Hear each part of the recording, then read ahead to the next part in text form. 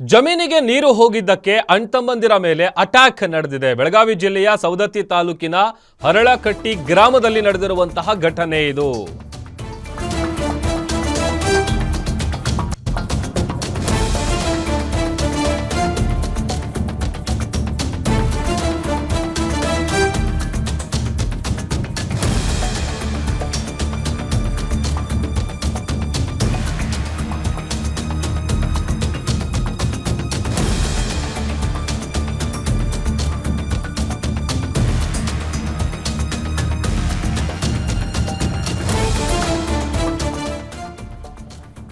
ಜಮೀನಿಗೆ ನೀರು ಹೋಗಿದ್ದಕ್ಕೆ ಅಣ್ತಂಬಂದಿರ ಮೇಲೆ ಅಟ್ಯಾಕ್ ನಡೆದಿರುವಂತಹ ಘಟನೆ ಬೆಳಗಾವಿ ಜಿಲ್ಲೆಯ ಸವದತ್ತಿ ತಾಲೂಕಿನ ಹರಳಕಟ್ಟಿ ಗ್ರಾಮದಲ್ಲಿ ನಡೆದಿದೆ.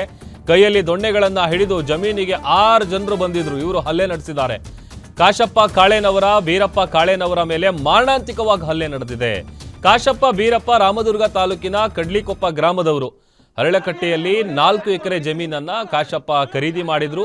ಜಮೀನಿನ ನೀರು ದ್ಯಾಮಪ್ಪ ಕಾಳೇನವರ ಜಮೀನಿಗೆ ಹೋಗಿದ್ದಕ್ಕೆ ಹಲ್ಲೆ ನಡೆದಿದೆ.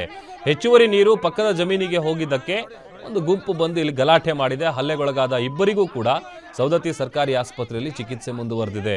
ಇನ್ನು ಇದೇ ವಿಚಾರವಾಗಿ ಸವದತ್ತಿ ಪೊಲೀಸ್ ಠಾಣಾ ವ್ಯಾಪ್ತಿಯಲ್ಲಿ ಘಟನೆ ನಡೆದಿದೆ. ಪೊಲೀಸರು ಕೂಡ ಈಗ ಪರಿಶೀಲನೆ ಮಾಡುವಂತಹ ಕೆಲಸಕ್ಕೆ ಮುಂದಾಗಿದ್ದಾರೆ.